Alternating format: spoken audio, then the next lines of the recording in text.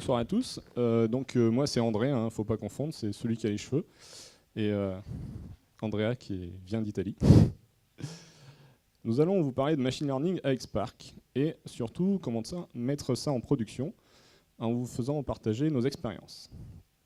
Alors tout d'abord, on va commencer avec un petit peu de contexte sur notre problème business auquel on a répondu. On va parler de machine learning, qu'est-ce que c'est, et dans le cas qu'on a appliqué, comment il nous intéresse.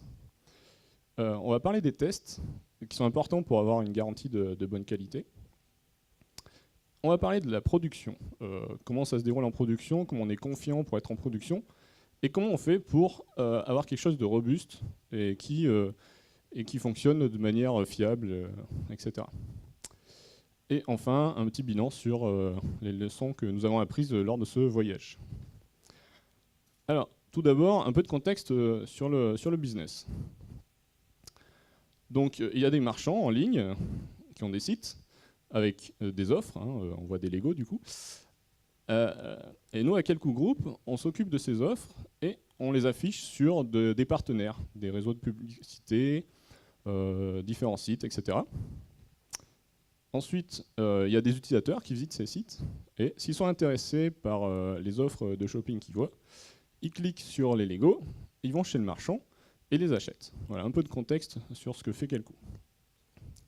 Donc, notre but pour nous, c'est d'automatiser tout ce travail derrière, parce qu'il y a beaucoup de volume et on fait une partie à la main, mais pour avoir une grande quantité, ça ne fonctionne pas.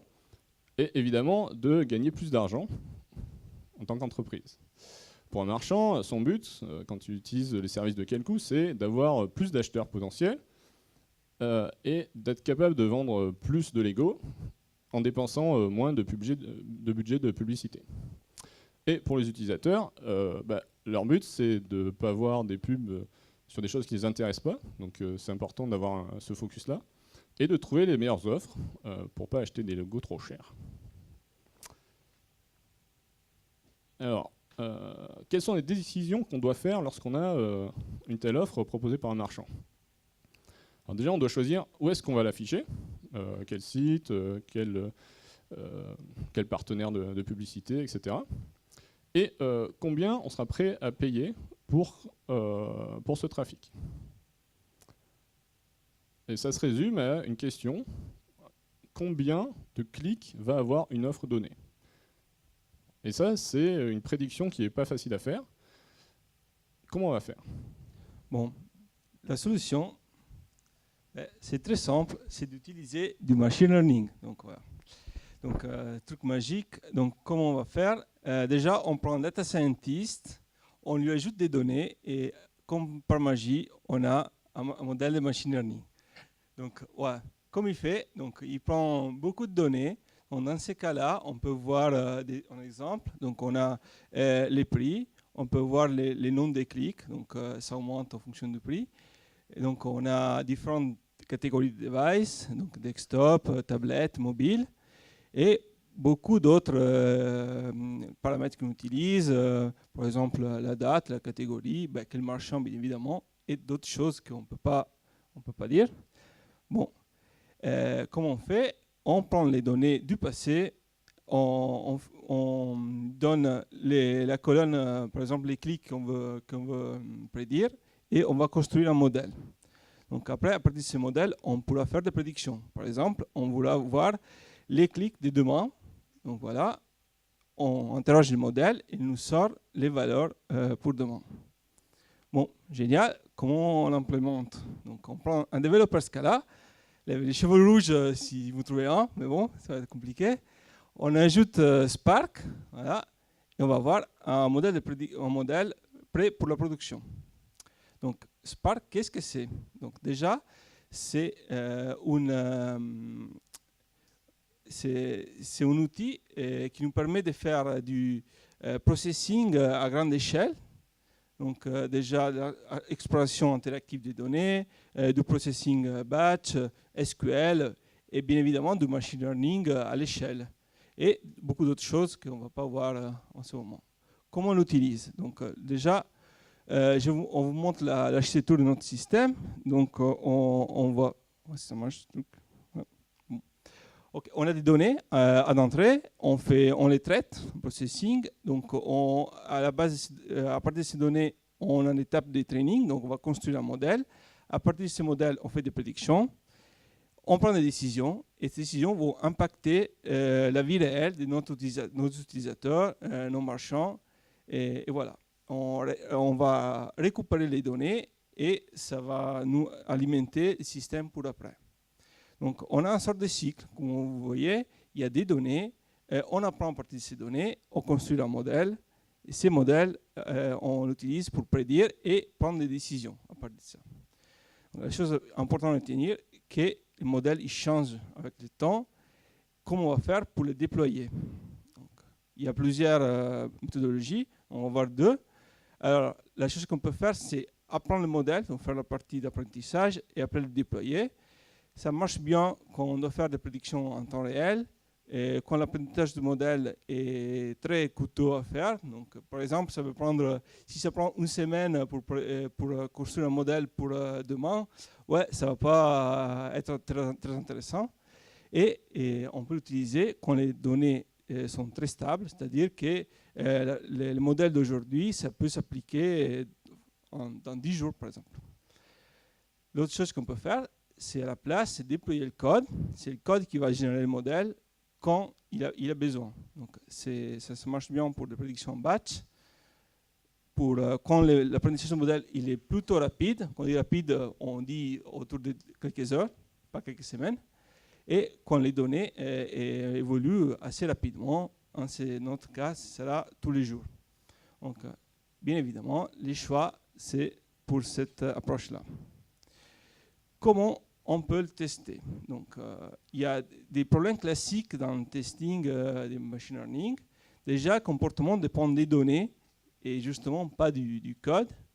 Et c'est difficile de définir des résultats exacts. Donc, il n'y a pas des opérations où on sait déjà le résultat. Et les codes, il est plus compliqué à structurer que d'habitude. Et donc, à cause de ça, les tests unitaires sont plus compliqués à mettre en place. Donc, les solutions, donc déjà, on peut comparer des métriques et pas des valeurs précises. On peut utiliser des tests fonctionnels. On peut faire du monitoring en live, en production. Et, chose importante, faire du tracking sous le temps. Donc, maintenant qu'on a un modèle, qu'on a des tests dessus et qu'on est relativement confiant sur sa fiabilité, on va vouloir le mettre en production et pour ça, il faut qu'on mesure des choses. On a besoin de définir des métriques à plusieurs niveaux. Déjà, ces métriques elles vont nous permettre de vérifier la qualité qu'on va obtenir et d'être rassuré avant de commencer.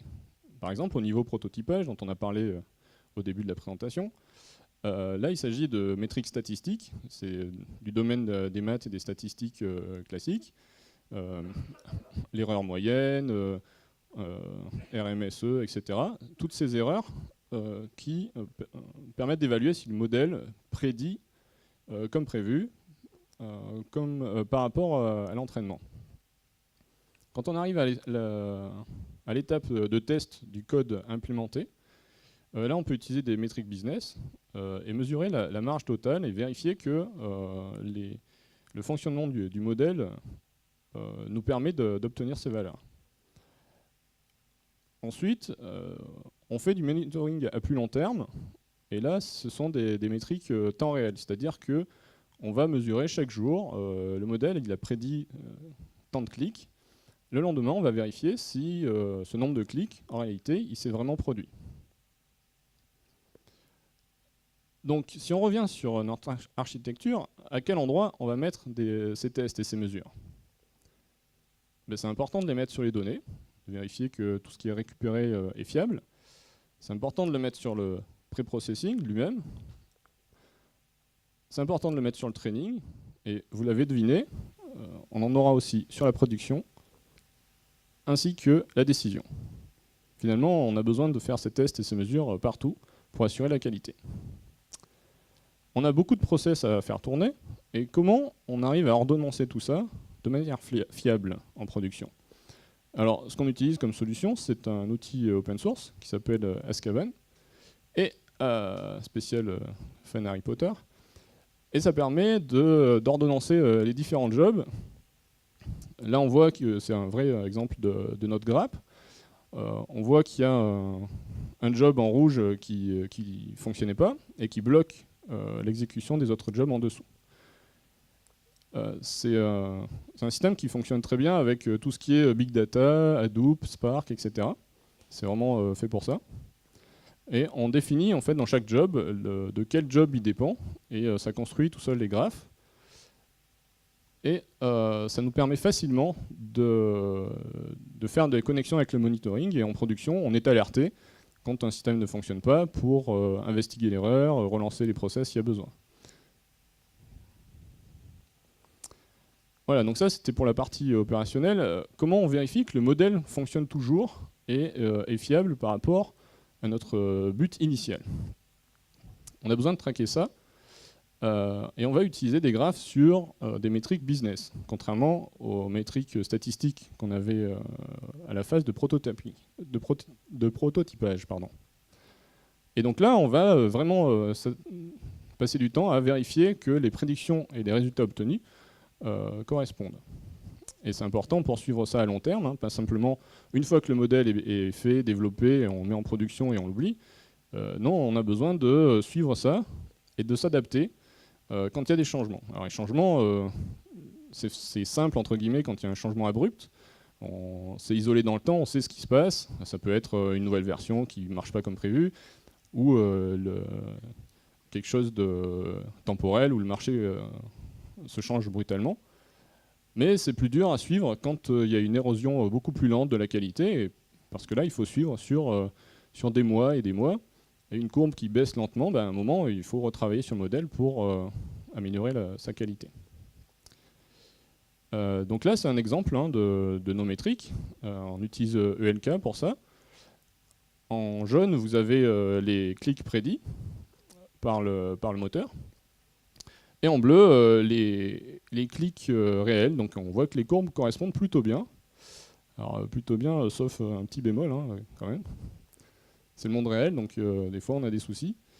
On voit que ce jour-là, on a mis en production un nouveau modèle. Et il y a une nouvelle fonctionnalité qui nous intéressait beaucoup, mais comme on peut le voir, il était très optimiste sur le nombre de clics prédits. Passé quelques jours à creuser le souci, on a corrigé le problème.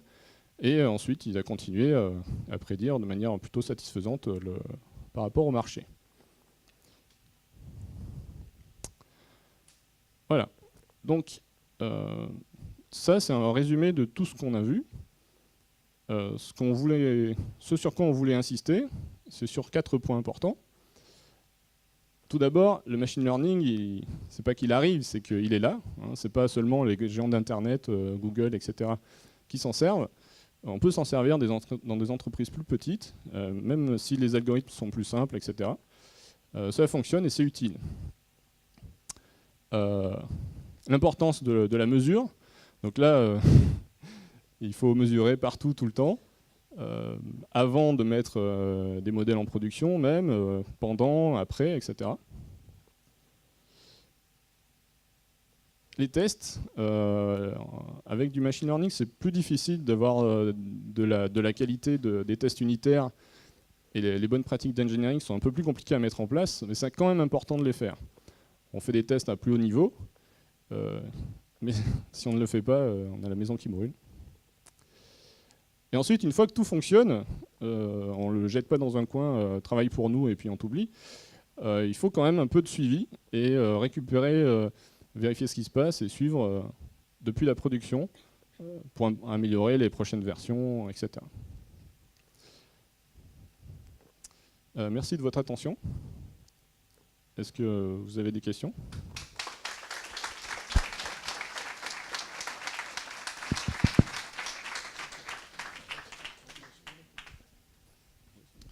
Tout d'abord, merci pour la présentation. J'avais juste une question sur, donc vous mettez le modèle en production. Pour les data scientists, ils travaillent dans quel environnement? Ils travaillent directement, enfin ils travaillent dans leur coin et ensuite vous adaptez le modèle, ou enfin comment ça se passe concrètement la collaboration avec eux? Alors, Ça dépend des situations, mais on travaille à côté, physiquement côté à côté. Et donc, souvent, pour tester de nouvelles solutions, c'est plus rapide justement de ne pas le faire directement en Spark, mais avec des autres langages, donc souvent en Python, avec des autres librairies, parce que c'est vraiment, on peut faire des choses très rapidement. Et après, on collabore pour implémenter la solution qui doit marcher à l'échelle. Et donc, voilà. Merci.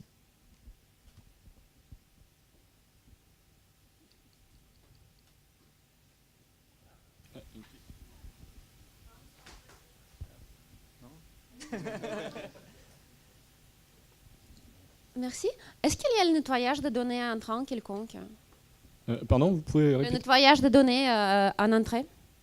Alors oui, sur les données, effectivement, dans la phase de pré-processing, on récupère des données qui sont collectées par nos systèmes et évidemment, il y a du filtrage, on enlève les données qui ne nous conviennent pas, on enlève celles qui ne sont pas concernées par le sujet et des fois, oui, on a des données aberrantes qu'il faut filtrer.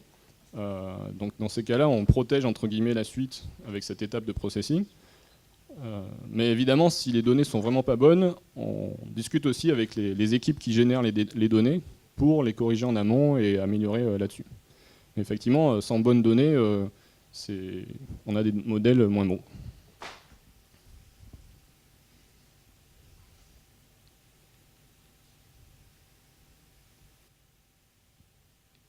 D'autres questions ou...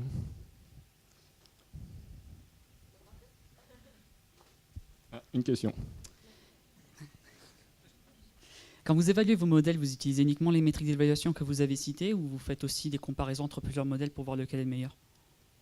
Alors oui, en effet, une fois qu'on a quelque chose qui est un peu installé, parce qu'au début on n'a pas beaucoup de métriques de référence, donc effectivement c'est des métriques statistiques un peu abstraites qu'on utilise, mais ensuite dès qu'on a une version de référence du modèle, on compare la version d'avant et la version d'après, en offline entre guillemets, c'est-à-dire avec des données du passé, on vérifie que ce qu'il prédit c'est vraiment ça qui s'est passé.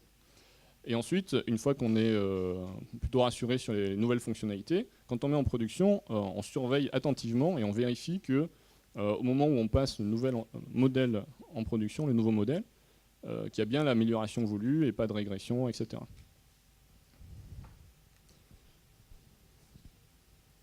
Une question devant peut-être, non? Ah, il y a des timides. Eh bien, merci beaucoup. Merci.